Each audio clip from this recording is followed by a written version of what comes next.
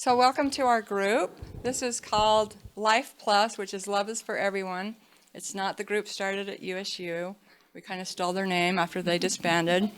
So it's for LGBTQ, plus friends, plus family, plus allies, anybody who's interested. And tonight's really special. I'm really grateful to Kyle and to Justin for making the trip up here. I know Kyle and Justin will both tell you more about themselves as they speak and perform, but we're really grateful to have them here.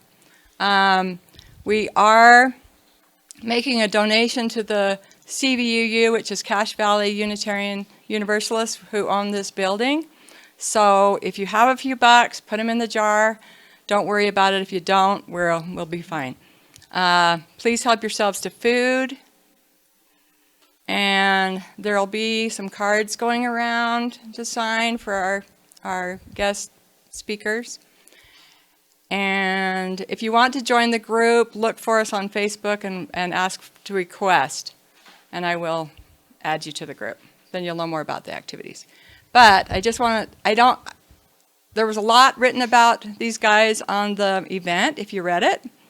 But what I want to just say about them is one of my favorite scriptures that Jesus said was, "Let your light so shine that don't put your light under a bushel." And I think the only way to truly do that is to be your authentic self. So I'm really happy when people can find out who they are and come out and be proud of that and share that with everyone, because that's how your light inspires other people to do the same and to be their best selves. So we will hear more from them. So Kyle and Justin.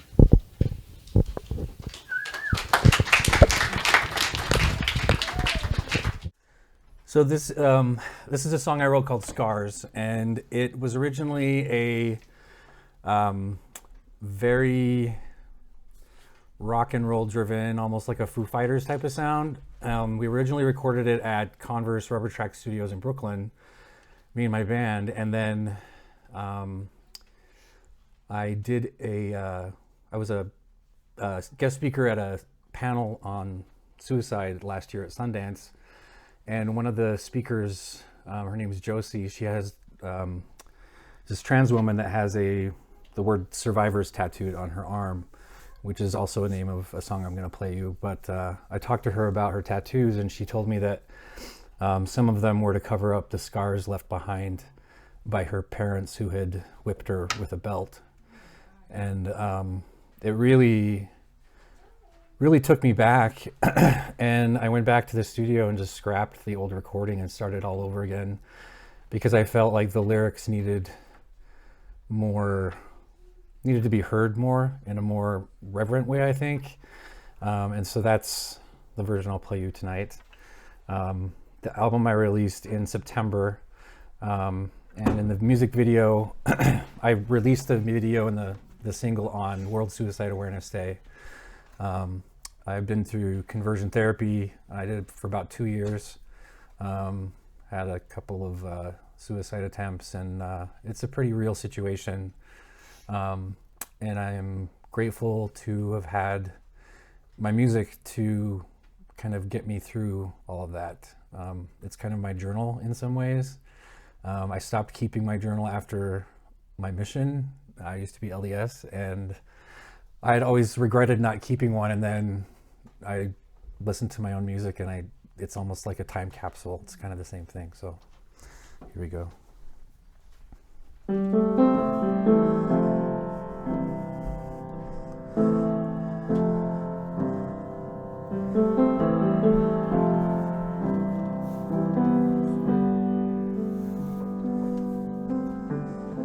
I had a friend, he used to say he's waiting for a better day.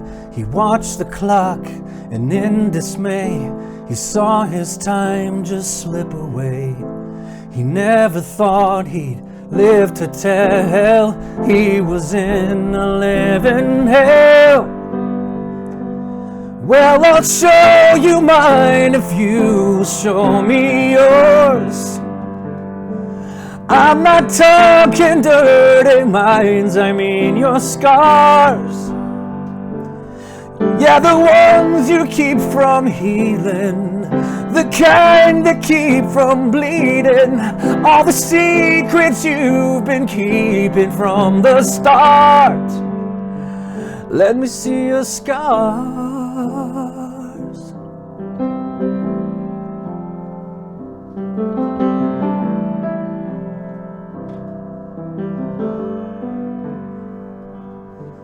Well, once upon another life, I was like that friend of mine.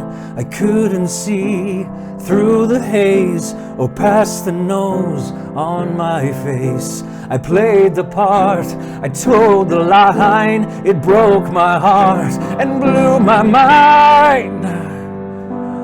Well, I'll show you mine if you'll show me yours. So let down your guard and show me all your scars. All those lies you keep believing, all the signs you're just not seeing, 'cause they're hanging from the ceiling of your heart.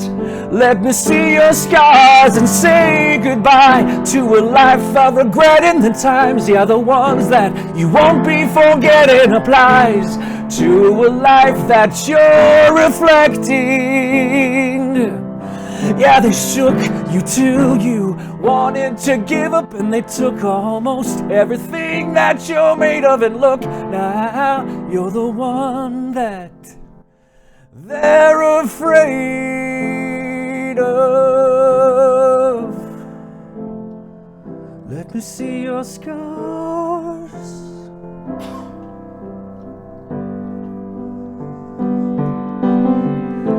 Well, I can hear my mother say, go break the rules and seize the day. Stop living in yesterday. And hey, why are the cute ones always gay? You've come so far and embraced your past. You're meant to be and you're built to last. Well, I never thought I'd ever get this far, and to make my life worth living with the scars. Yeah, the kind that no one's seeing between the lines of reason. So don't hide behind the beauty that you are, 'cause even Galileo thanked his lucky stars. So be proud of where you're from, and be proud of who you are, and all your scars, all your scars.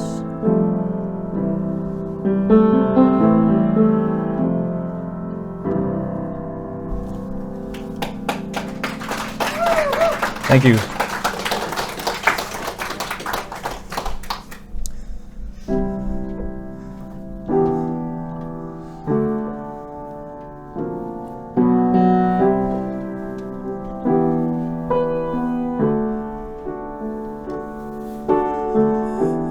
Bags are packed, I'm on my way.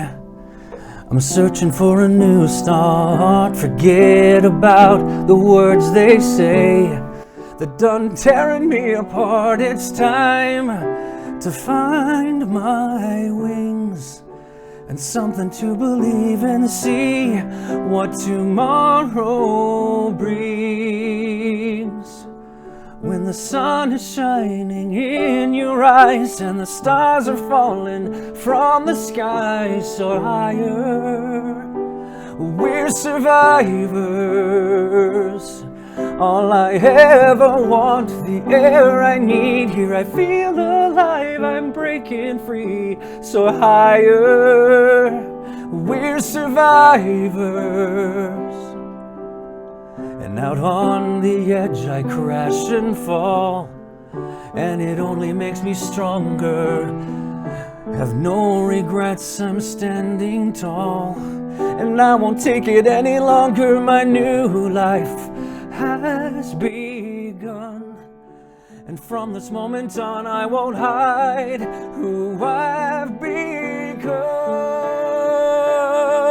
When the sun is shining in your eyes and the stars are falling from the sky so higher, we're survivors. All I ever want, the air I need. Here I feel alive, I'm breaking free. So higher, we're survivors.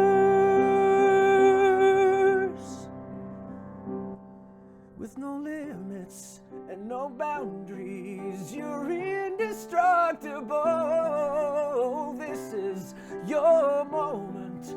Enjoy the ride. You're learning to fly. Ooh, you're learning to fly. All I ever wanted, all I ever need. I feel alive, and I'm breaking free.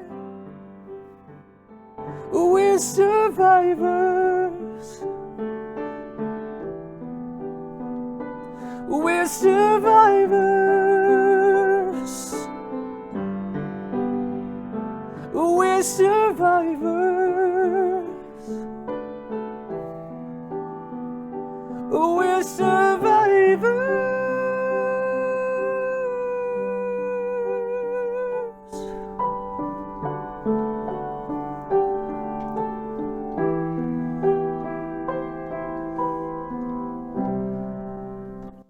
Thank you.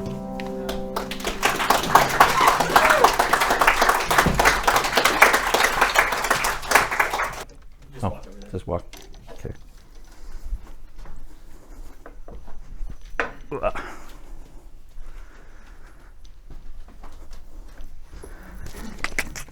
All right. Trying to think.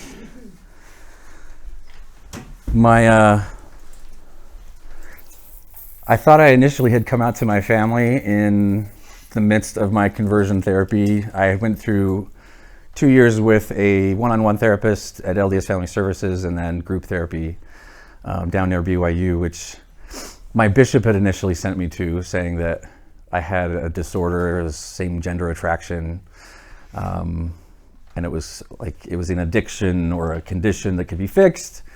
And I wholeheartedly believed, because that's the box that I was given of fix. You know, it was given to me. This is going to help you if you do everything in this box. You'll be fine. And looking back now, him sending me to BYU was almost like sending me to like the gay bar of, because he's like, you know, there'll be more people your age. I'm like, if he had any wits about him, he should have sent me to like the geriatric lesbian ward at the U, and like, you know, then maybe I would have had a chance. But part of the logic behind some of the aspects of conversion therapy, one of which is that you were missing and attracted to the emotional connection with other men, and that it's not sexual, but you're confusing it. So as long as you have that sort of male bonding experience, then you'll be fine. And so there's these holding sessions that guys would do together, some of whom are married, and this would give them a charge so they could go home and have an intimate session with their wives and stuff, and thinking that that was actually helping. Well, on a particular evening, this really cute guy who's named John Armstrong, but to protect his identity, I'll call him Michael. So there's this guy named Michael I met at group, and he was coming to Salt Lake to do some work, and he's like, hey, can I crash at your dad's house? I'm like, yeah, that's cool. And then I'll be there too, so it's not weird, you know. And at about midnight, he needs a cuddle session, holding session, whatever, for therapy use. And so I go into his room, and literally that's all that was going on, except my shirt came off and that was it. But then in the morning, my dad comes down and opens my bedroom door and I'm not there. So then he goes to the guest room, opens the door, and there we are, shirtless, but the covers are up to here. John wakes up, looks at my dad, and pulls the sheets over his head, like he just didn't see that. And my dad said, you know, John, you need to leave. You're not allowed back in this house. Justin, breakfast is ready. And then he just turns and leaves. And I'm like, oh, shit. This is really not how I wanted to come out at all. Like, this is going to be the most awkward, and I'm going to be lucky if I can stay, you know. So I go upstairs, and it's very quiet, and he's eating his oatmeal, and I'm not hungry. And he said, you know, so what do you got going today? And I look at him, and I'm like, you don't want to talk about what just happened? And he's like, what do you mean? And I'm like, downstairs? And he's like, well, Justin, I mean, I think John's gay. And I'm like, oh my God. And then, oh my God, really? You don't say. Oh, really? I just never would have thought that. I thought we were just friends. And he's like, no, you're just a really nice guy, and you know, people will take advantage of that. You just really need to be careful. And since then, my dad doesn't remember that. I sure do. That's like seared into my memory, and will always be there, I'm sure. But it was quite the journey coming out and finding who I was. About a year into the therapy or two, it just seemed like I was hitting my head against a wall. Like, it was great to find some people that were in the same boat as me.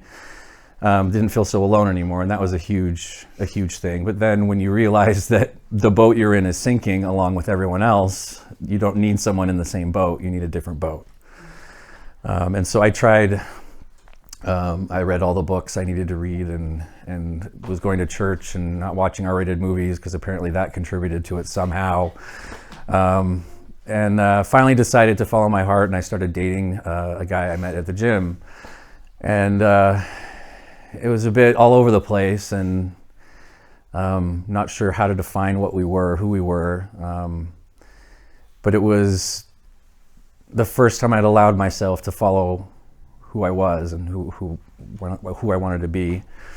And about 6 months into dating him, he had a heart attack and passed away. And his brother sent me an email, because for all he knew, I was his friend at the gym, and that we would just email jokes back and forth. And he's just like, hey, I just want to let you know I found Brent this morning, and you know, we're gonna have his funeral in Oklahoma if you can make it. And that was it.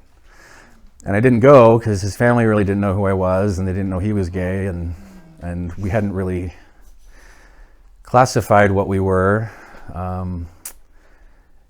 And I was pretty torn. I went back to my bishop eventually and said, hey, look, I stopped going to the therapy because it wasn't working. And I tried to come out to someone that I was dating, and we were in a relationship, and now he's gone. And so where do I go from here? And he said basically that God had allowed Brent to die because I'm not supposed to be in a homosexual relationship, and that I should know better as a holder of the Melchizedek priesthood, which is it's a level of hierarchy within the church, that I should have known better, and that now I have to pay for his sins as well as my own. And it was pretty real, though, and the doctrine behind it was Mormon doctrine. And I remember driving to the temple near my parents' house and just getting on my knees in the lawn and just crying and telling God to kill me and allow that to pay for Brent's sins, because I knew better and he didn't. And it was a really dark time. And I wanted to go to the funeral, and my employer at the time had been monitoring my emails, and they didn't know that I was gay, and they called me in and said they wouldn't have hired me had they known that I was gay, and that I had 2 weeks to find something else, and that there was actually a woman more qualified than me for the job, but they didn't hire her because she had an HRC sticker on her truck, and they figured that she was a lesbian. And this was before Utah had the protections that it has, which is still fairly recent. So life got pretty dark. I'd lost my faith and my job and my my religion, so to speak. And so I had planned out a suicide attempt, and one of my friends could tell that something wasn't right with me, and so he called the police, and I wasn't at the address that's on my was on my driver's license. So the police showed up to my parents' house, and of course my mom's freaking out, and she calls me in a frantic and says the police want to meet me and make sure that I'm okay. And I'm like, okay, well, now this is just embarrassing. Fine, I'm not going to do anything. And they said, no, you have to meet them now. I'm like, all right. And so I told them I'd meet them near St. Mark's Hospital. And so I drive there, and there's police tape and an ambulance and a fire truck and flares. And I'm like, this is a really big production for this. But I guess if this is the lesson I got to learn. But it wasn't at all what I thought. I got out of my car, and they said, are you Justin? I said, yes. And this policewoman put me in her car and walked away, and I couldn't get out. And I was just like, what's going on? And I look over, and there's this big Dodge Durango in this accident in this intersection, and this little small car underneath. And they were taking out this woman out of the small car, and then I saw that it was my mom.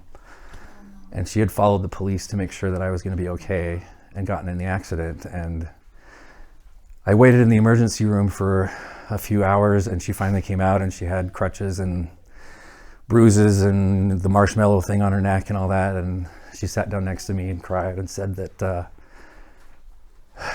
whatever I was going through, that if she needed to do something like this to prove that I'm worth loving, then she would do it again.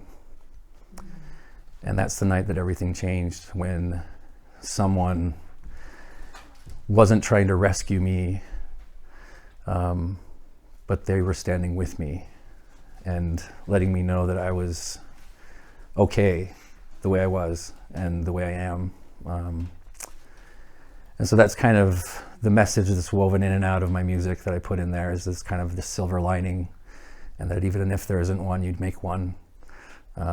To keep going. So that's kind of my story in a nutshell until now, I guess. More to come. But I met Kyle through the Latter Gay Stories podcast, and thank you for letting me tag along in tow. I was the guy, he was riding the motorcycle up here, I was the guy in the sidecar with the Snoopy goggles and the scarf. But anyway. Avoiding the Manaway police. I'm pretty excited to be able to make the drive up to Logan. I kind of have a soft spot for Logan. It's not gay Mormon Mecca. It's not Salt Lake. So you've got this little niche community that I just love and think the world of.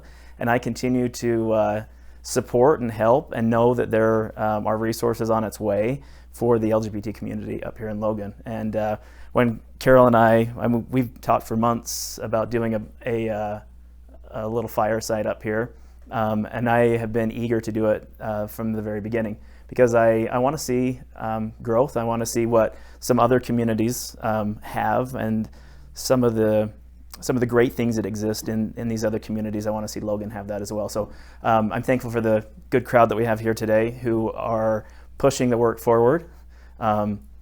Whistle while you work, or you sing as you walk and walk and walk. Is that what it is? Up here in the Cache Valley. For those of you who don't know me, I wanted to just give you a little bit of a background. My name is Kyle Ashworth. I'm the host of the Latter Gay Stories podcast.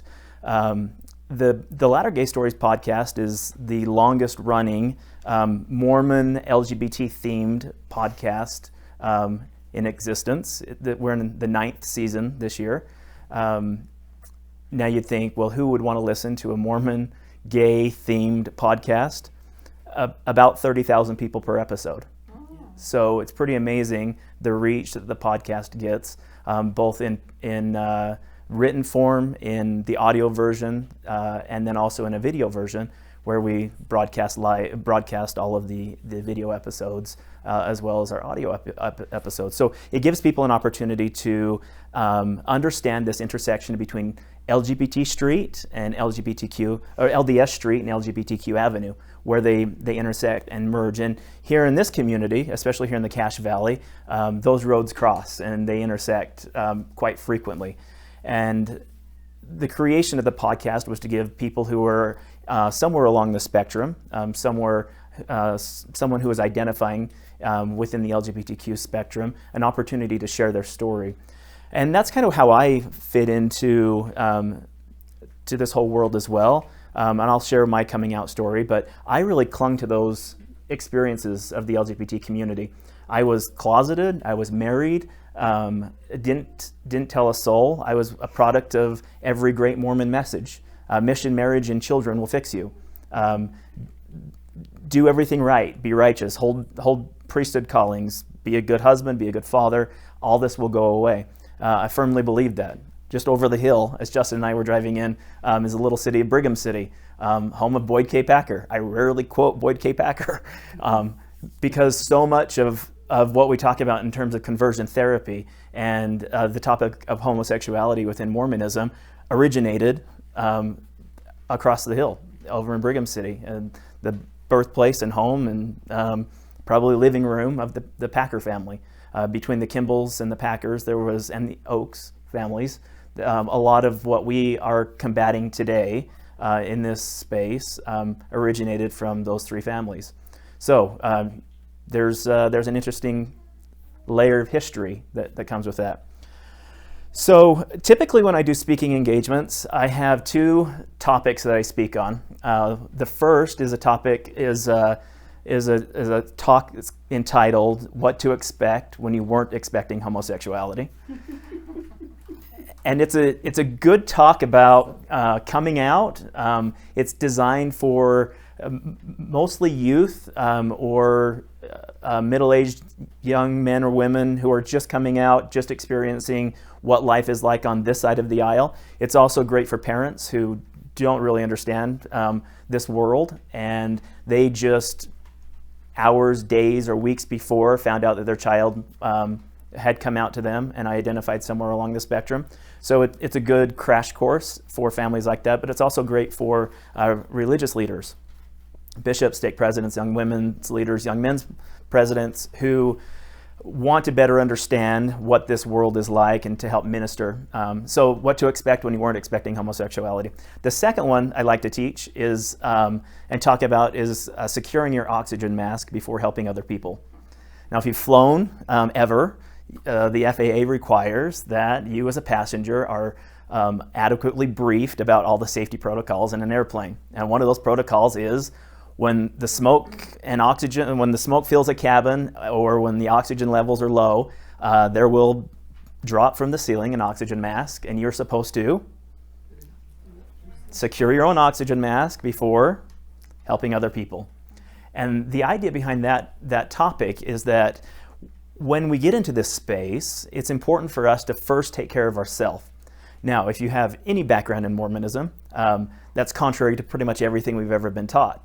There's not a lot of discussion about self-care or being selfish in Mormonism. It's all about service to others, taking care of other people, finding the needs of your spouse or your children or your ward or your young men's program or whatever before taking care of yourself. And it's often that we run ourselves ragged helping other people and forget about self-care.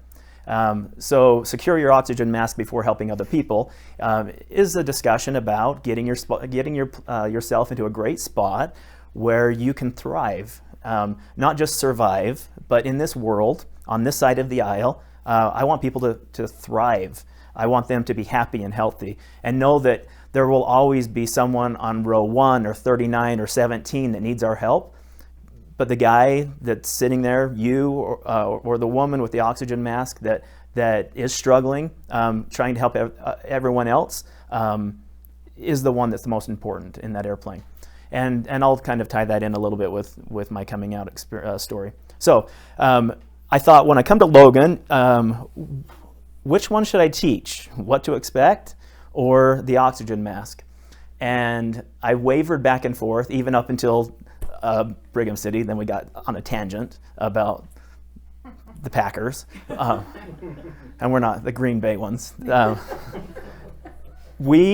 thought, you know what? I'm going to merge those two topics together a little bit, but I also want to talk tonight a little bit about belonging, because maybe that's a central theme that flows between both of those topics, and likely that's a theme that is understandable by many in this audience, this feeling of belonging. And I got thinking, so what does it mean to belong? What does it mean to want to be part of something, or desire or need to be part of something? And I got thinking, as humans, we literally from birth are connected to another human being. We are tethered to another human. So for you mothers out there, you know what that tether looks like, and some of the fathers who had to cut the tether. There is literally an umbilical cord, a tether from one human to another human in the very beginning parts of life. That doesn't change as we grow old. We always will desire and have a need for a tether, or the ability to connect to or belong with another human. It's interesting, in the animal world, that's not the case. Turtles, for example, a mother turtle dig into the sand on a shoreline, lay her eggs, bury the eggs, and what does she do?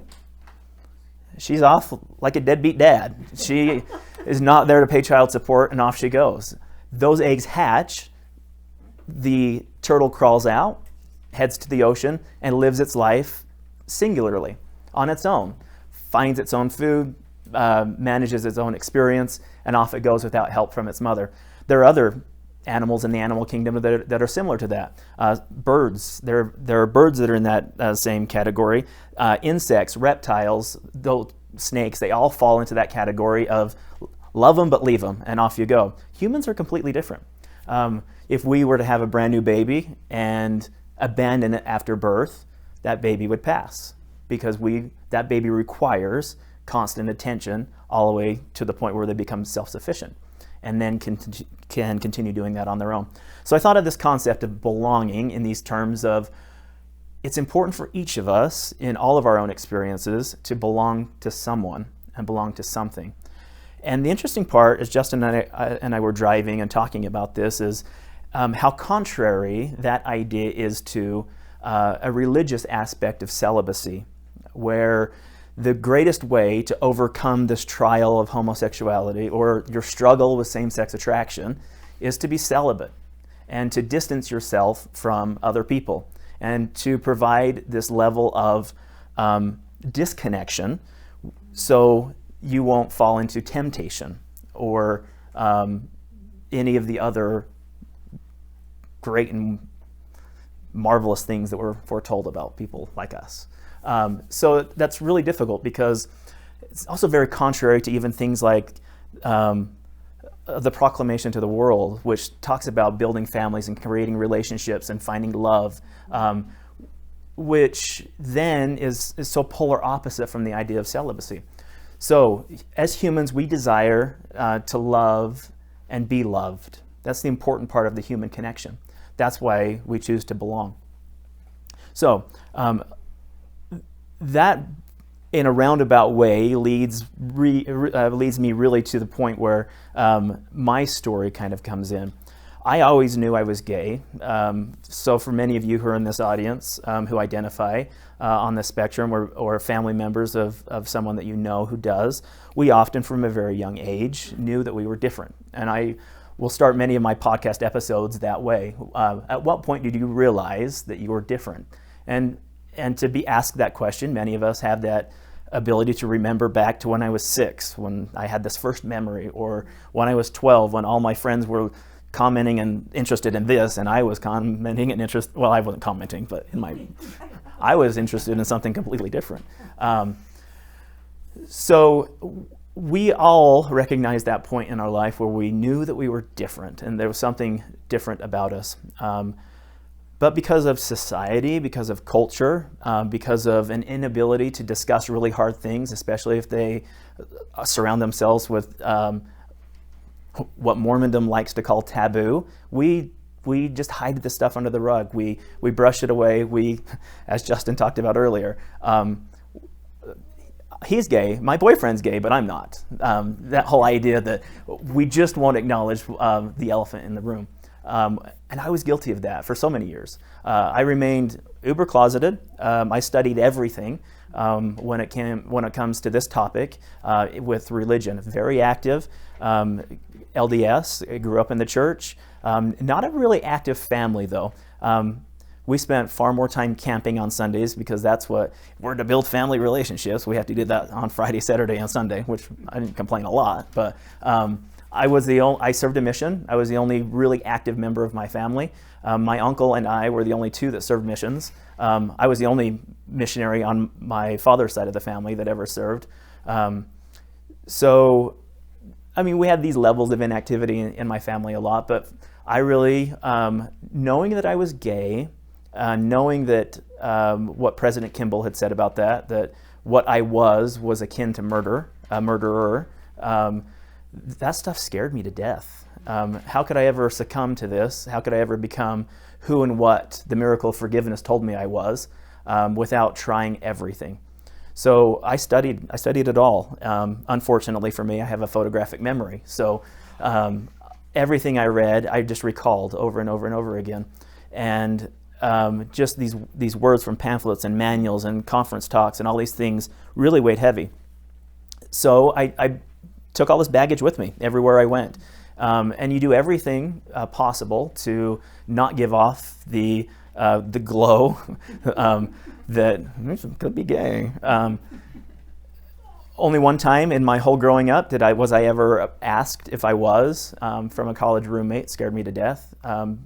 He was just curious because other people in the school had started to come out, and just for small talk asked if I might be or if I knew anybody. And I thought, what have I done? There was something that I gave it away. I cracked somewhere. There was something that I did in my life that led him to believe that this is who and what I am. And it scared me to death. So I had to then double down and become either more masculine or more whatever, bro. Do whatever it takes to hide that part of yourself. Realize that someone else in that airplane needs that oxygen mask more than you do. Don't acknowledge who and what you are. I ended up serving a mission. I served in the Michigan Lansing mission, one of the greatest experiences of my life. It also was that opportunity for me to jump in and say, I'll give you 100%, and then you're going to take this all away when I come home. I'll be honorable, faithful, do everything right. I remember walking off the airplane in Salt Lake City at the end of my 2 years and saying, literally, damn it, I'm still gay.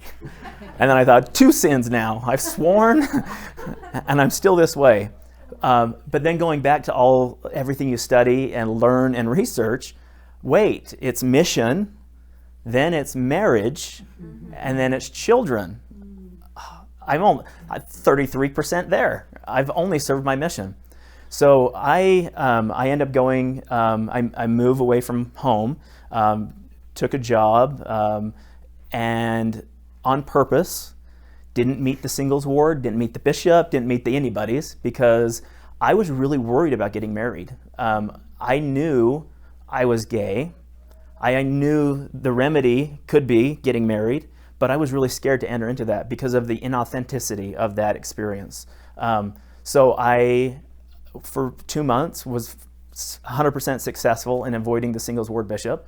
I went to a family ward, and the family ward bishop said, hey, just so you know, I just transferred all your records over to the singles ward. So this is when they meet, and the bishop's going to come over and introduce himself. And I think that might have been the second time I said, damn it. Because you don't force me into this. The singles ward is a marriage meat market. I don't want to be for sale. But there, I met a girl. And we become friends for about 1.5 years or a year or so. We become really good friends.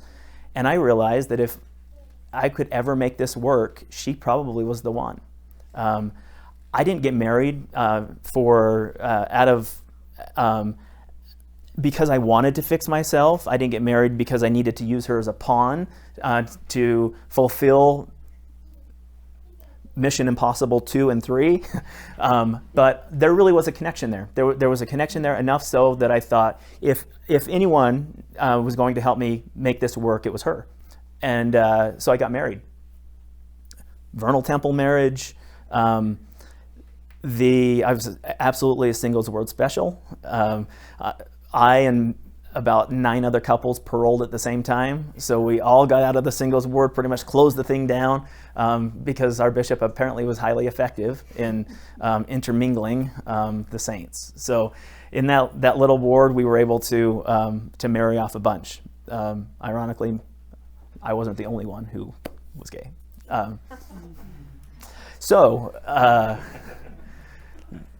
We ended up having 4 children, my wife and I.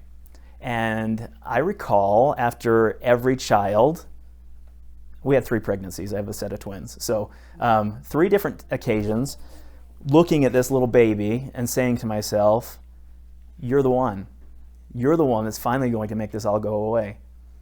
And then imagine after your first one, and then your second one, and then your third and fourth, boom, boom, at the same time, having that same experience walking off that airplane, saying, when is this ever going to end? When will this when will this finally go away? And that was my experience. I didn't ever want to talk about it. Most in our situation never want to talk about it, because the very last thing you want to do is tarnish or disrupt a marriage or that experience in your relationship, because it's all going to go away at some point. So why bring something like I'm gay into this whole relationship? And that, at least for me, that was the reasoning why I didn't talk about it. One night, well, I should back up a little bit before I get to that point, but about 6 or 7 years into my marriage, I knew that I was suffocating. I was without my oxygen mask. The best way I can describe how I felt was I was a fish, my wife was a bird, and I had been pulled out of the water, and I was laying on the shore, and she was there with me, and we were together. I was never capable or designed to breathe the oxygen that she could breathe as a bird. She belonged in the trees, I belonged in the water, but yet I hadn't died. I was still on the shore, just gasping for air, like every fish you've ever caught. I could stay there for a really long time. I'd been there for 6 years or so, but I was suffocating, and I needed to get back into the water. I needed to go back to I needed to find my tribe. I needed to be with my herd. I needed to get back into that spot where I could flourish, where I could thrive. But I wasn't there, because I was spending all my time with the birds. I was spending all my time on the shore. So I needed to reach out and find other people. So secretly, I was all over the internet trying to figure out how people in my situation were making it work. There surely were other people in this world who are just like me, other returned missionaries who are fathers who are in this situation. And it was really hard to find them, but I landed on this one group called North Star, which was faith-affirming, LDS background, and they seemed to have a lot of tools and tricks and opportunities to make this all work. Hindsight's 2020. A lot of it was back to what Justin had to experience, these varying levels of conversion therapy and cuddle experiences and all these things that were really uncomfortable to me as a married guy who was, at this point, the young men's president, who was very active in church, closeted. And the remedy always seemed, well, you needed you needed this healthy physical touch from other men. I'm not interested in any of that. I just want to know how logically people are making this work. I had been a part of this group for about a year, and so the cool part about this group was that there was an online Google group scenario, so you could remain anonymous and join this group, and that's how you can create an anonymous profile, and that's what I did. Fake name, real story, and it was interesting how that works, that you're able to really spill the beans and be very honest when you are in that situation. Late one night, on March 21st, 2016, remember it like it was yesterday. I'm way asleep, and my wife takes my phone to play Candy Crush because she used all of her lives, and opens up my phone and finds this chat, the Google group open on my phone. And for I don't know how long, she's going through all the chats, all of the messages, all of the, here's what I'm going through.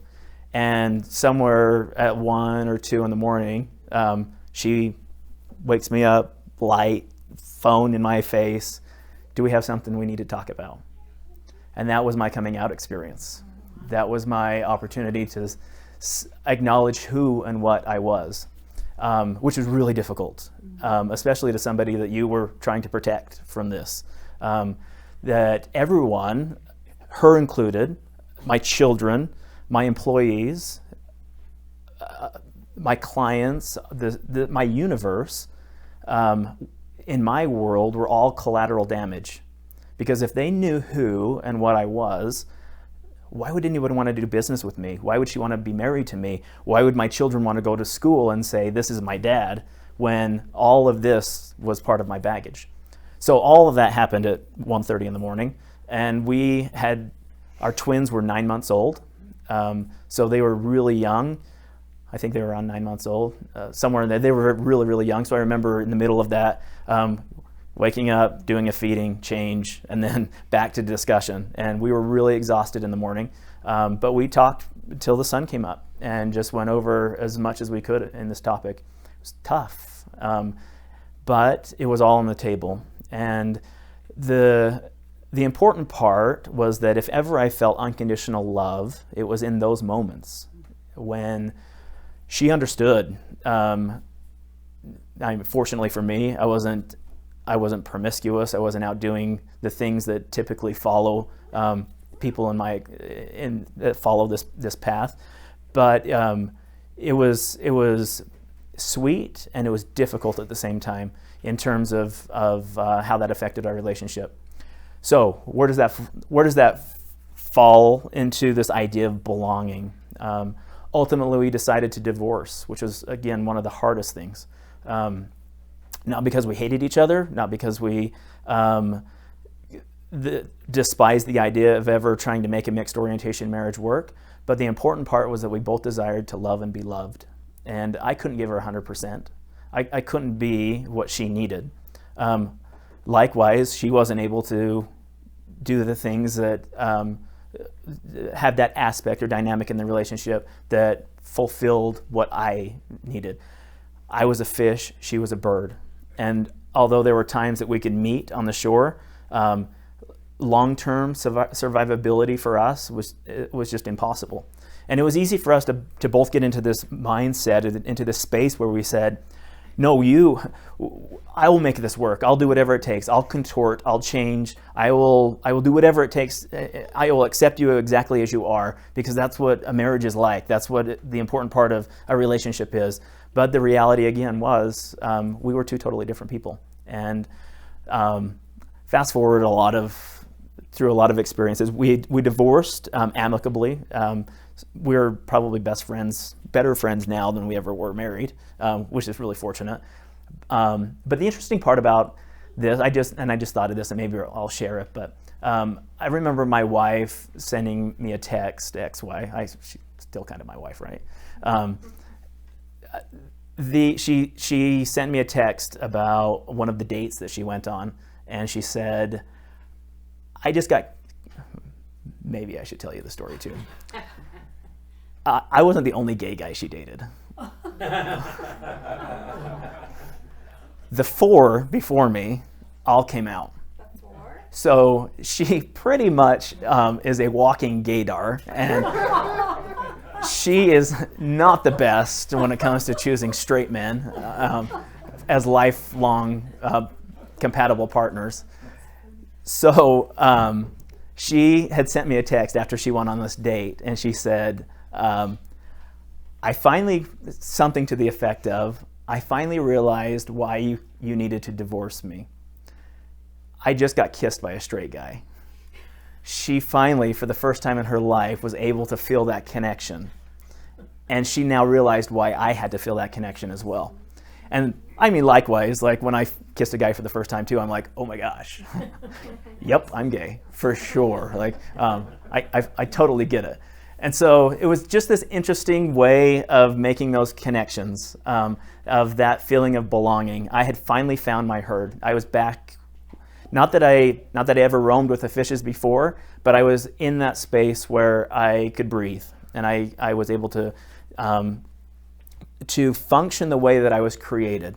And I think that's maybe the great part of the message, is that often we think, especially in Mormonism or any ultra-conservative religious society, that we were created, that either we were broken, flawed, or God made a mistake in our creation.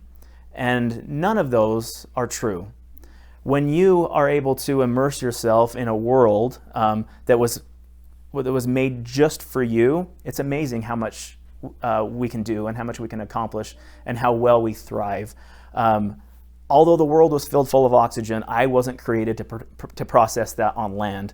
But yet the gills that I was created with work perfectly underwater. And for a straight person, you can't understand that, because that bird would suffocate in the water in a matter of minutes, just like the fish suffocates on land for a while after a certain period of time. We were just created a little different. It's not that I was broken. It's not that I needed to be fixed or repaired or to live as the squirrel and SpongeBob. I can't remember her name. Is it Patty? No, Sandy. Sandy. Yeah. That's right. Yeah.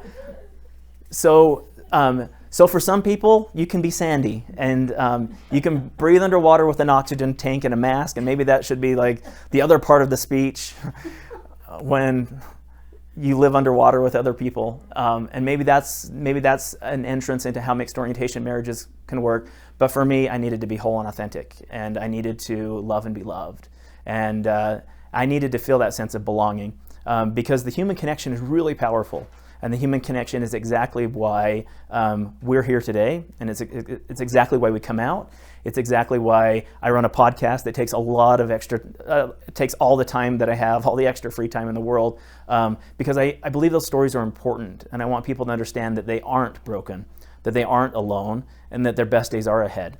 That if they spend all of their time worried about what other people think of them, they spend all of their time frustrated and depressed and not able to be their authentic selves, then we all lose, because they have so much to offer.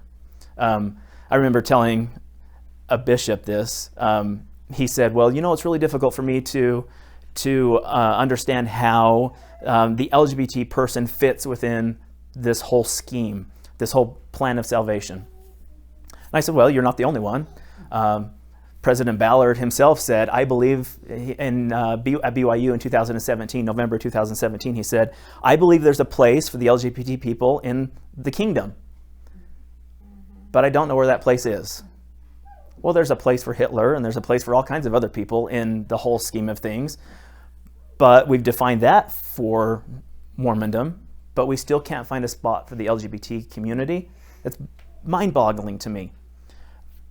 So I tell this bishop, I said, your congregation is now all heterosexual. You've effectively eliminated the LGBTQ people in your congregation.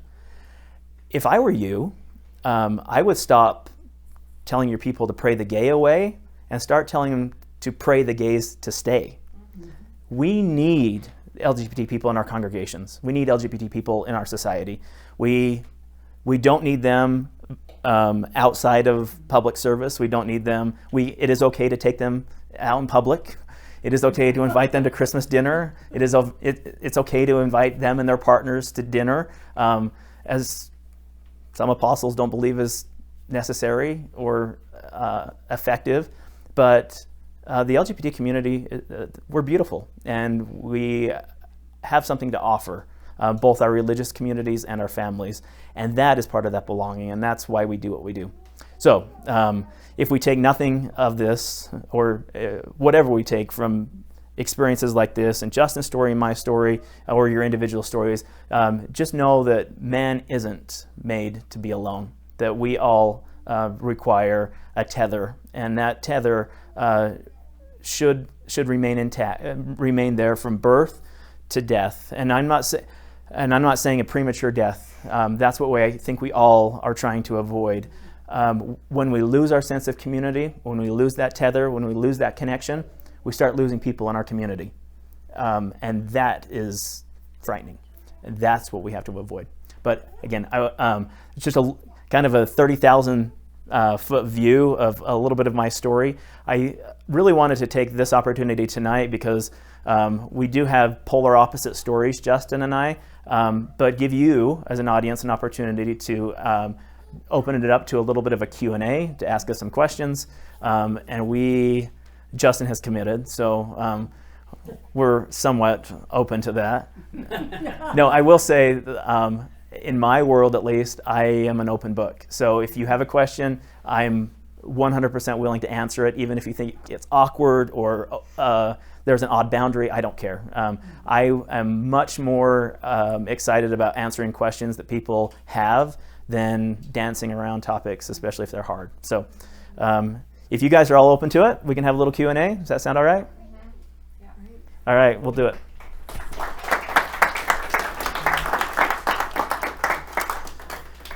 We'll pass the mic around to give everybody a little bit of an opportunity to ask. So if you are going to ask a question, plug yourself in. Use the mic, and then we'll use that as part of the podcast. So I'll give it to you, and then you can pass it around to anybody you want.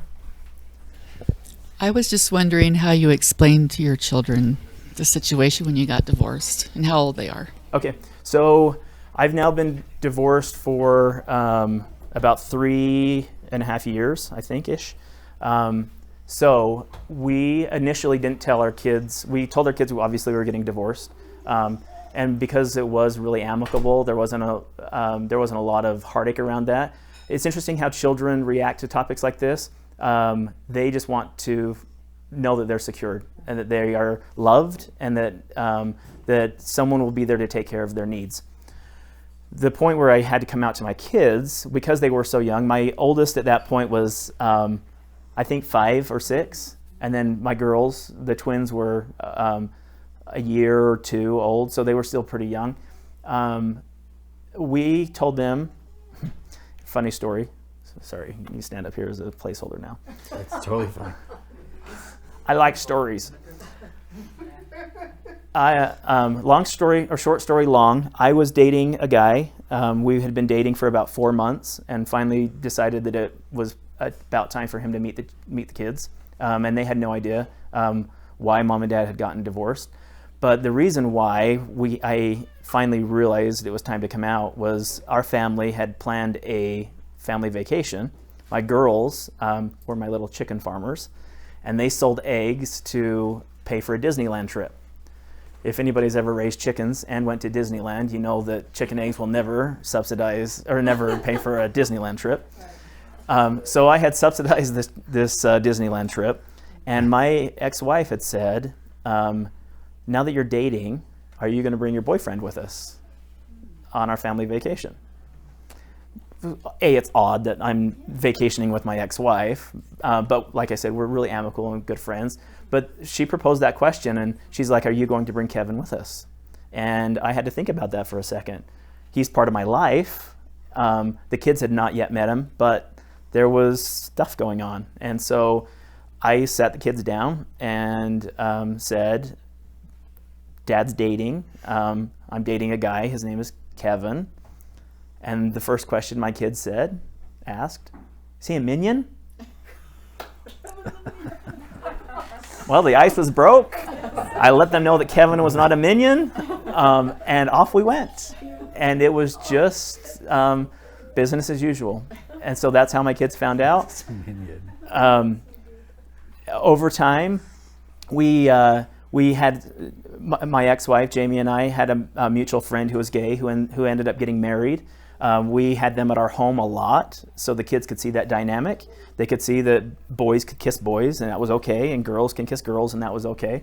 I remember taking my kids to a drag show, a family-friendly drag show, and my daughter telling one of her friends at school, friends that come over to play, boys can't dress up like girls, because I saw one dressed like a mermaid. and just part of that integration, and let the kids know that that isn't foreign, and it isn't strange to them now. They see it, and it's part of their world, and it's just fine. Like I've noticed my daughter. I have a 9-year-old who will look through a magazine, and I'll joke and say like, "Oh, don't look at him too much. You're gonna like he can't become your boyfriend." And she'll say something dumb like, "Well, is he your boyfriend for?" Like, so kids start to get it, and it's cute and creative and fun. So yeah, that's how they found out. I was playing a memory game with my nieces a few years ago, and it was like Disney princes and princesses or something. And the princesses, if you match them, if you get enough matches, then you get to pick the prince or princess at the end that you're going to marry or something. I think that was their rule. And when I won one of the rounds, I was like, so how do I navigate this? Because I hadn't talked to them. I didn't know what they know or what level of, insight they had from their parents, if any. And so I go to like get Ariel, and my oldest niece gets Prince Eric and pushes him over to my side, and she goes like this. Like, you're 10, how do you know this? And I asked my brother, and he's like, no, I don't know if they've had any questions, we answer them, but like there hasn't ever been a serious sit down conversation, because the minute you make something a big deal or a secret or something that has to be, a family matter, then it becomes bigger than life. And for them, their world didn't have to stop like that. And it was just a really cool, really cool experience for me. Those are fun. Who's got the microphone? Oh, perfect. Our son came out last spring, and just so happened that about 2 months later, we spent a lot of time studying, figuring things out, and it was a blessing in our life to kind of force us into figuring this community out. And about 2 months later, I got a calling at church. I was called to be his bishop, or the bishop of the ward. And so this is less than a year ago. So my question for you really is, as the bishop, and obviously we're continuing to learn as much as we can, what advice would you give a new bishop in loving and caring for this community? It's a great question. Yeah. You want to take it first? Well, the experience I had was terrible, to say the least. However, there was a conference down in Arizona that I participated in, much kind of in the same message as this, and it was the All Arizona Conference, LDS LGBTQ, that all are welcome. And at the end of it, there were a couple of bishops that came up and just gave me a hug, and they said, I'm sorry you had that experience. If you were in our ward, this would have never happened. And there was so much beauty in that, and it was healing for me to feel that. And my message is that, and a little out of frustration, I guess, is that the message isn't really from above. There's nothing consistent that the message should be love over and over and over again, but it's so often distorted, sometimes with just radio silence, because some don't even want to talk about it. But the frustration is that the message isn't consistent, but it should be, and it should just be about love, because there's a place for everyone at the table, no matter who or what they are. So that would be my message, because it was, as digging into some doctrine, my bishop was right in telling me what he did, but that wasn't out of love. That was out of trying to control and a lot of fear in that. And that didn't do anyone any good. So when there's love behind it, and whether whoever's a member of the community, whether they're sitting at the table for a month or a year in your congregation or your ward, it's a safe place for them to feel like they belong somewhere. Because that was like the feeling I had when I went to the first day of the group therapy. I was like, oh my gosh, there's so many people here. I can't believe I'm not the only one, that I'm not in this alone. That was the greatest peace that I'd felt in a long time, was that feeling. So like being able to provide that to someone is a huge deal.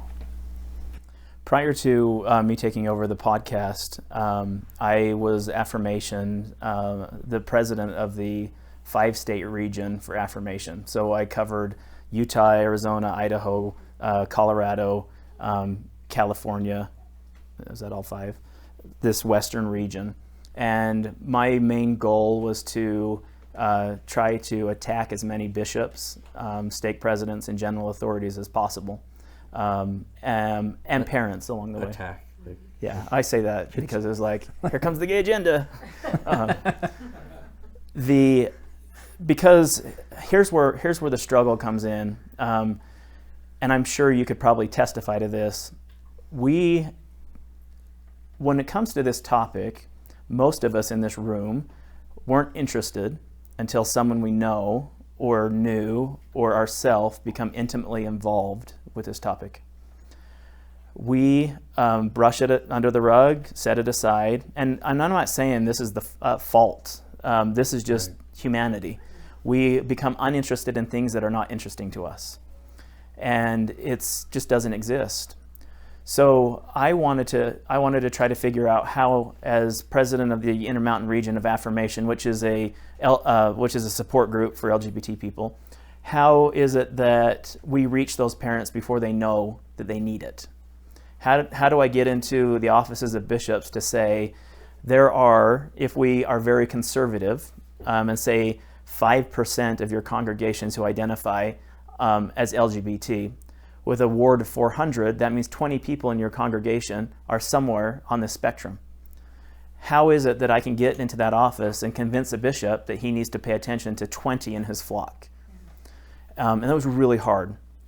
I do have a fair amount of connections with leadership in the church due to my job, and I knew some who were affirming. I knew some who had gay children themselves. And that's where I attacked first, thinking that I could get in with those general authorities. We know that it hasn't come from the top down, like Justin just talked about. Yeah. In fact, some of the worst rhetoric comes from the top down. But we know that some of the most pure and divine revelation is personal revelation, and that comes from the bottom up. You're intimately involved in this topic because you have a son, and you look at that boy and you say, he's not apostate, he's not a contagion, he's not a disease, he's not any of these things that were taught to us in the manuals that we read. And we know the doctrine. We lived the doctrine. We both served missions, so we preached about this. It's not that we're unaware of the doctrines of the church, but we also have felt something different. And like Justin said, we've realized we're not broken. That there is nothing about us that needs to be repaired. So the one thing that I did to help bishops was I created a church leader guide, and that's available on the Latter Gay Stories website under the resources. I created a home and family guide, and I created a church leader guide, which gives bishops an opportunity to discuss this topic in a Fifth Sunday fireside style, or a ward council, to give them an opportunity just to bust the ice. And in a ward council, to be able to say gay or lesbian was monumental for some bishops, because we had become so taboo in religion that we don't talk about these things, and when we don't talk about them, they don't exist. So I tried to use that church leader guide as an opportunity for a bishop to break the ice, and it's actually quite effective. And then I also created kind of a follow-up for a home and family guide, knowing this happened right when the church got rid of the home teaching and visiting teaching programs. And then also said we wanted to become a more home-centered church, a family-centered church. So I knew that when we sat around a kitchen table as a family, our discussions were wildly different around the kitchen table and family home evening than they were at Sunday school. Now, you always have those off-the-rocker people in Sunday school, which are fun. But the reality is when you get around a kitchen table, you talk about topics that are interesting to the family and pertain to the family. So I created that home and family guide also as a chance for a family to bring up this topic. And I hoped that some families who may not have gay children would still go home and talk about that, knowing that there were still 20 people in that ward, 20 people in their congregation that identified somewhere along that spectrum. So my advice is the same as Justin's. Just love. Why segregate and separate? I actually talked at a conference with Glenn Rawson years before I come out. And Glenn, you all know Glenn Rawson. He's a historian, seminary. He worked in the seminary department. Just a brilliant mind when it comes to church history. And he also does the Sounds of Sunday, kind of a fun little thing on the Sounds of Sunday program. But Glenn Rawson told the story about the woman who was taken in adultery, where Christ sits down. You've got a crowd of people who wanted to stone the woman for her sin of adultery. And that whole experience really moved Glenn. So the one thing that we don't read about in the scriptures is where Christ, you've got this throng of people who are all stone ready, this woman whose sins are obviously known to the community. Christ kneels down, and do you remember what he does? He writes in the sand. We don't know what he writes in the sand unless you get into the Greek version of the scriptures, and we find out that Christ is writing the sin, the date, and the time of each person in that crowd. So as he writes, one person leaves. He writes, and another person leaves, until, woman, where are those thine accusers? Hath no man condemned thee? Then neither do I condemn thee. Go and sin no more. We are all guilty of something. Don't let homosexuality be the one that kicks that person out or throws that stone, because it's not worth it. You just got to love them.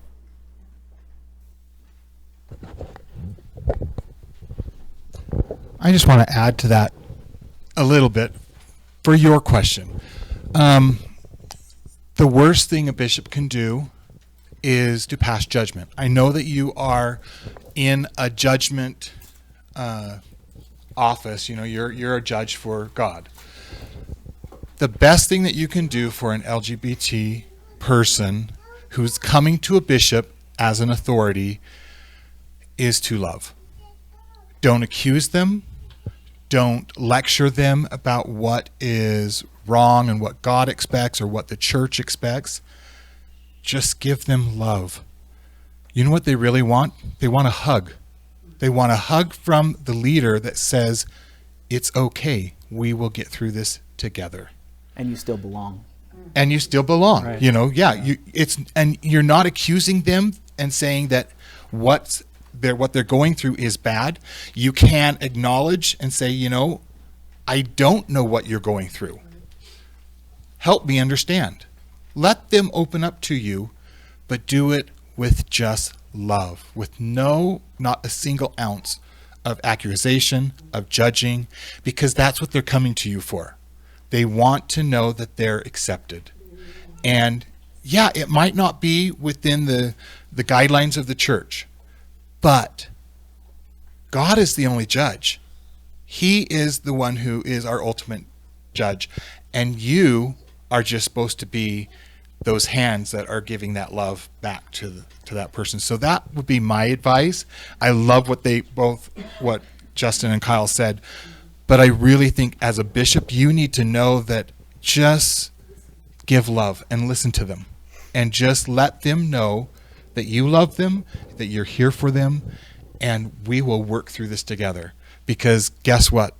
The minute you say one thing negative, that's the only thing that they will remember. It's the only thing that I remember from my stake president. I met with a stake president in Nevada who is really, really affirming. And there are a lot of stake presidents and bishops who have become, we like to call it bishop roulette, where you're not sure what kind of bishop you're going to get, but some are really affirming, some are not, some are all over the place. But this particular bishop taught me a great lesson. Stake president. He said, and really similar question. But he was really, really affirming to his bishop, saying, I don't really care. And this is during the November 2015 policy, where it was very okay to label people in same-sex marriages as apostates. And he said, I know the handbook, section 16.1 says, but the very first paragraph in the handbook, the very first page, says, this handbook is a guide.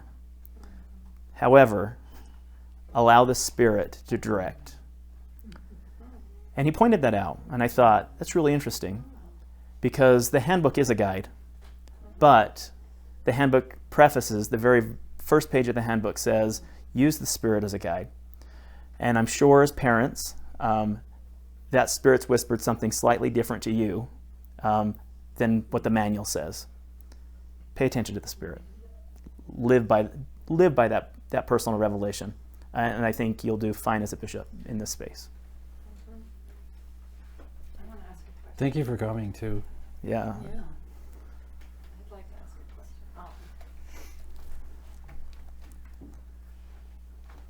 a question. Speaking as a straight person that's never experienced what you men have, but I do remember almost every negative comment that I ever got from a school teacher, parent, adult, friend, my whole life. And it kind of, those words, they really get into who you are. Yeah. And can be very, very, very damaging. So I'm really perplexed at how so many LGBT people that I know survive all of the negative messages that you get from the time you're very, very small. Even from so many people that don't even realize they're giving you negative messages because they don't know that you're who you are. What is inside of you that helps you to navigate that, to cope with it, to let it run off your back like a duck? I mean, what happens to you that you're able to just say, okay, they don't know what they're talking about. How do you do it? For me, it was literally spiritual for me. I used to do some Deseret Book type music way back in the day, and I would. He and Sherry would go to lunch every week. Yeah, no. And it kind of molded into what my belief system is now, but it's always been a constant, and it's that the belief that we have the ability to change the things around us. So the perceptions that people have, the words that they say, even to the thoughts that they have at some point, or what they perceive, we have the ability to change that, and that's what I believe now is, in my belief, that's God. Like, we have the ability to change things. We have the ability to create. We have the ability to destroy, and we have the ability to heal. And that's a miracle. And I think that power, I guess, in for lack of a better word, has been what's carried me through my life. I, thought it was, Holy Spirit, a lot of other things, a lot of other definitions of it, but it kind of all boils down to what I believe now is just, I've always had this drive inside of me, even when I was being called those names and not even knowing what they meant or what I was at that point sometimes. Just that they didn't know what they were talking about, and that there was something bigger that I could do with this, and that to be a change agent is kind of it's just, I don't know, it's a beautiful thing for me, because that, in essence, is why I believe we're here. So. I can answer that two different ways. The easiest way of dealing with harsh comments being on the inside was the very real fortification that we built around ourselves. We built a stone wall to protect who we were from the world, and then we built another one just in case that first one fell down, and then we built a moat to make sure they couldn't get to those two stone walls. That's what it feels like inside of a closet. That's what it feels like to protect yourself. So what the world saw was this creation of who you wanted them to see. It's no different than a float in a parade. What you saw is this really amazing whatever going down the street, but on the inside, it was fiberglass and chicken wire and 2x4s that were held together with just... And someone driving it that's sweating like crazy, Yeah, just cursing at the fact that they have to be in this float. We're literally the Wizard of Oz here. Like if you pulled that curtain back, you would see something completely different. So in religion, and I'll just target Mormonism for a second, this is a Voldemort topic, he who should not be named.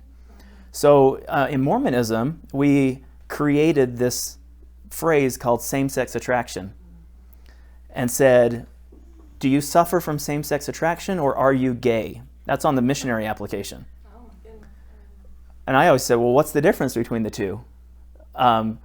So we've gotten to the point where we try to soften the edges and say someone who's attracted to a person of their same gender is same-sex attracted, but then if you act upon it, you're gay. Yeah, I was told that gay is a verb, that you're not gay unless you act gay, that it's, yeah. So it's really easy to answer your question and say, well, how do you deal with this? Well, it was easy to say, well, I'm just same-sex attracted.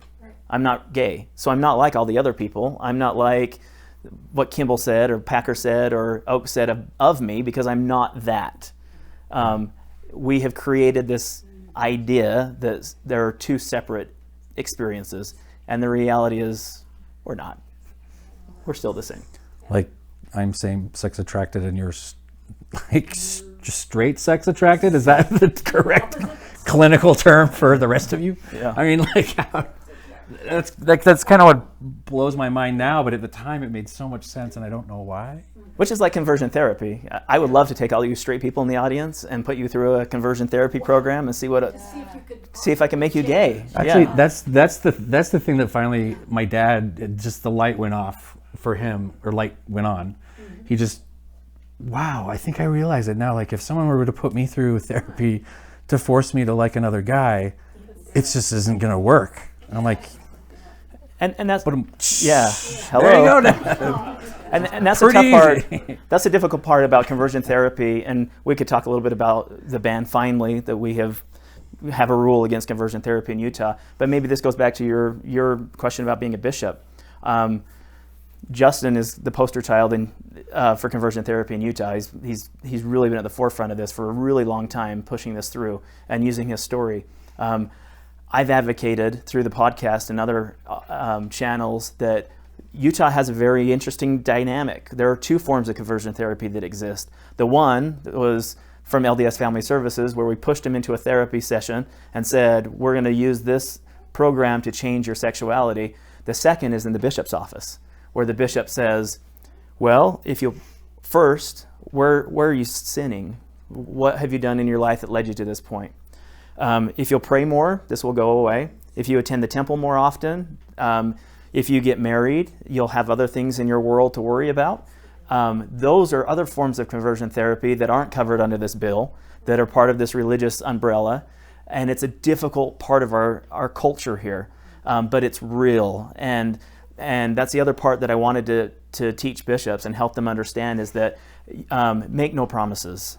Do not promise that their sexuality will change ever based on more righteous living, because then you turn into someone like me who was at church all the time, who was taking every calling available, who was wanting to do whatever it took in order to change myself, and then being very disappointed when it doesn't change. Yeah. Because the Great Mormon message then at that point is, well, you didn't try hard enough. Yeah. You weren't faithful enough. Did you do your home teaching well? Were you? And then you beat yourself up because you weren't perfect enough. And then you turn into Utah County and have antidepressants and all the other things that go along with it. That was actually where the downward spiral for me came too. Like one of the biggest ones was the fact that, I mean, the therapy just doesn't work. It's never worked, and is psychologically damaging. But just the fact that no matter how hard I was going to try, it was just never going to work. I can say that in hindsight, but at the time it was just like, well, where did I go wrong? What have I done wrong? I did this for 2 years, and there are these guys at this therapy group that are hooking up at rest stops with other men at random, and one of them is, again, this goes back to kind of the Bishop Roulette thing. He said that his stake president and his bishop said that he has a sex addiction, not that he's gay, and that as long as he's seeking treatment, these indiscretions at these rest stops are just something he has to work on. But the minute he actually has a relationship with another man, that's going against the plan, and that's subject to excommunication. And that's kind of the point in that 2-year mark where I'm just like, I don't want to be coming here for the next decade of my life, having to like work through this, you know, and feeling like the only affection I can have with another guy is just someone random in some dangerous, illegal setting, you know. The other part of it was when I had kind of failed the litmus test of the reasons that I was gay. They went kind of through, you know, that your family was dysfunctional. It's like, no, not really. It was pretty crazy and pretty normal for what crazy normal is, I guess. Your mother was overbearing. No, she was a stay-at-home mom, and I was one of 3 boys, and so she just tells us to go in the backyard and kill each other. It's like kind of like everyone else in the neighborhood. And then my dad wasn't there for us. It's like, well, no, he was scoutmaster for like 150 years, and so I was basically born in a canoe at Camp Steiner, right, ready to go. And so like that didn't fly either. And so they went down this list of other things, and finally, with some of the, I mean, and this actually flew because of the rates of child sex abuse in Utah.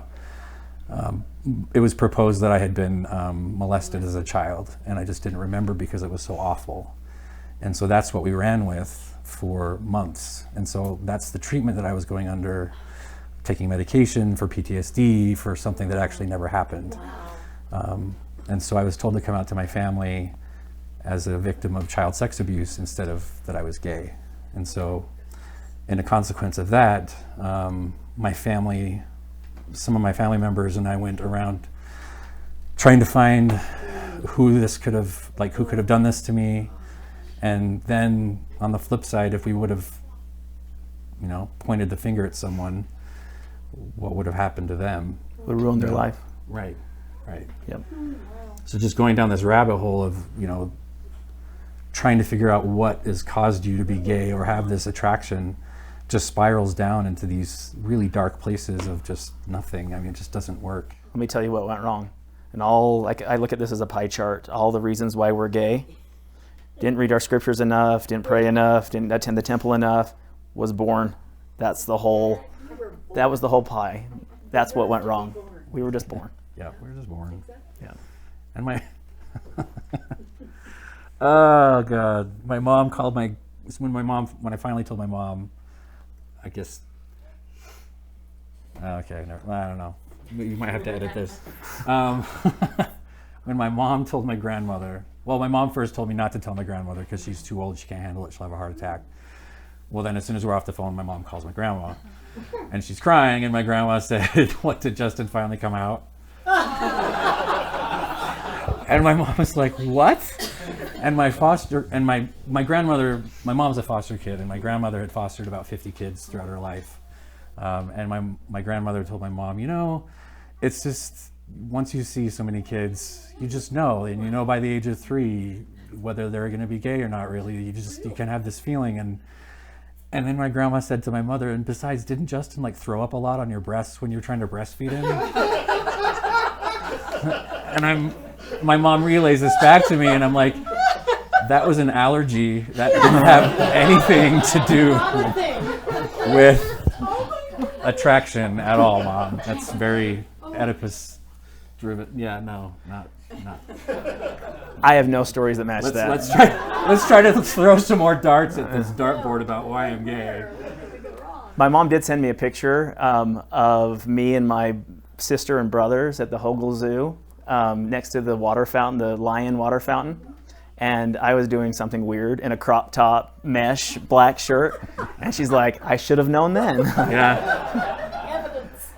Hey, she probably bought it from Kmart. And she's the one, because I wouldn't have picked that out. My mom got me this little cowboy outfit for when I think I was 4 years old for Halloween, and I'm, this sign in our yard has our address on it or whatever, and I'm literally like this with my gun. Should have known. Yeah. So pay attention to those signs. Yes. Don't blame us for waiting 30 years to come out. Save your kids some heartache. Just have the discussion when the picture, okay, yeah, we should probably talk about this. Yeah, that's funny. Yeah. Any other questions? I just have a little. First of all, thank you so much. This has been uplifting and wise and heartening for all of us. When you mentioned that we were born, and we all were born with something, and personalities, temperaments, whatever.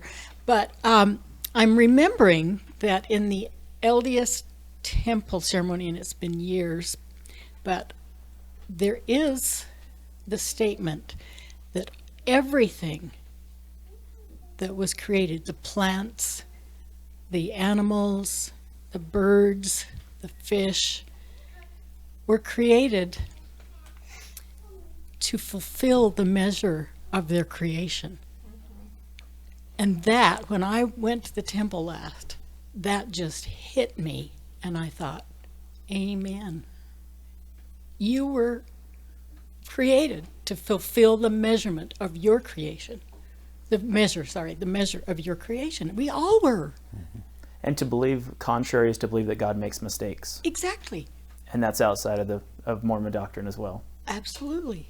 Absolutely. So I just thought that was, anyway, thank you so much. And I'll push that further. And man is not created or meant to be alone, right? So that was the other part. So let's make sure we add that in and say, we need that. How did you come to, I guess, forgive your parents? Mine, it was more of a well, my mom was very much heartbroken and an ally from right when that accident happened, and her not knowing really what was going on. My father, it took a while, because he started reading the same books that I was reading. He started reading the same pamphlets and all of this stuff, and giving copies to me of books that I already had, saying, you should read this book. I'm like, Dad, I already have a copy. It's like signed by the author, who actually isn't the real name of the author, because they didn't want to use their real name, which now I know Why. Like, okay. He came around after we had a conversation that kind of went south, and he was just always sad and said, I just can't believe I'm not going to be with you for the eternities. And I finally was just like, I just don't want to have another meal with someone that is going to give me this look in their eyes like they're going to cry every time they see me. And I just said, you need some time to figure this out. And if you believe in a God that's going to separate me from you for the rest of eternity because of this part of my life, when you just know something else about me, the rest of it's still me. If you believe I'm going to hell because of this, then you're an asshole. and your God's an asshole, and I don't want to be a part of your life or that life. So you need to figure this out and where I fit into this, because I can't keep coming to your house feeling like this is my funeral. And it took about 3 months, and then that light went on as I was talking about how he was kind of like, wow, it's like if I was sent to some camp to try to be attracted to another guy, it's just not going to work. And then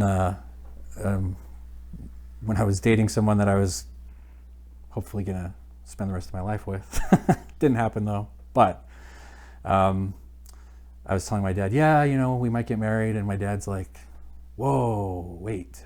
Like, because now we're moving the needle further. And he's just like, you're going to have like a wedding? I'm like, yep. He's like, you're going to kiss him? I'm like, probably. I mean, it's not going to be like full Top Gun makeout scene, but like probably an appropriate wedding kiss. And he's like, well, gosh, like, I mean, he's a good looking dude, but I can't picture myself kissing him. Wait till you go through my conversion therapy program. Money back guarantee. Yeah. I'm like, well, good. I hope you didn't have this conversation with my brothers who are straight. Like, she's really hot. I might want to jump in. Like, anyway, but it just, again, it just takes time. It takes time. Time heals things. There's still the scars. But like the song that I sung, it's about not covering up the scars that make you who you are, and that you should be proud of them, and that other people will come to appreciate who you are as you're brave enough to show what those scars are. I want to add one thing about time, and this is something that I talk to the LGBT community about a lot. Is we've had often 10, 15, 20, 30 years to figure out our sexuality and try to understand who we are. When you come out to your parents, they get 30 seconds. Yeah. And it's really difficult for you, the LGBT person, to judge and hold your parents accountable for that 30-second reaction. Because I had a lot of time. I had 33 years to figure this out before I came out. And I call it forced free agency. I was forced out of the closet. So it wasn't that I was preparing and knew exactly what I was going to say and had this all rehearsed, because I knew that once I came out, I needed to move to an island where no one knew my name, and avoid and alienate myself from everyone because of that shame. So my advice to parents out there is be kind and gentle. My greater advice to the LGBT community is allow that. Give your parents the opportunity to make mistakes. And I know they're not going to say the right thing. I know as bishops, you're not going to say the right thing immediately. And your parents may never say the right thing. It's so foreign to some families that unfortunately it's like a broken system sometimes. But I think things are changing a lot, and it's why we do events like this. To bring education and awareness to this topic. Nobody wants to touch it. I mean, it's like the Grinch song. No one wants to touch the topic with a 10-foot pole. But amazingly enough, our hearts can grow 3 sizes in one day when we find out more about this topic. And so we do have to provide space for this. But the payoff is so worth it. And we can move the needle a lot if we just have an honest, open discussion. There was I did a gig in Illinois, in Normal, Illinois. There was a university there, middle of nowhere. They wouldn't even stamp his passport when he showed up. They're like, "You are definitely not." They didn't even normal. They didn't even have, yeah, right. That's the name of it, though. They didn't even have customs, though. But there was a lot of this farming towns and stuff came to this gig, and it was about conversion therapy, and I was speaking on it and played some songs. And at the tail end, this gentleman came up to me and he shook my hand and started crying, and I gave him a hug, and he said, I just turned 73. My parents are finally gone, and I think I'm finally brave enough to come out. But I've waited so long, I feel like I've just wasted my life. And I looked at him and I said, but there were kids like me at 14 that probably would have ended things and would have had no days in their life to live authentically. So be grateful that you get that day in the sun, because a lot of kids and adults don't get that. So. And they exist. I just met an 83-year-old woman who has remained single and celibate her whole life. And she said, "I'm lesbian." She said, "You're the third person I've ever told in 83 years. And I said, "You need to come out." And she said, "There's nothing in this world for me by coming out." And they said the same thing. There's everything. There are other people out there who are in your category, in your age range, in your world, in your sphere, who needs to see that. And come out wherever you are. Yeah. We need to come out. More questions? And we are 5 minutes past, so thank you for showing up and giving us a few minutes.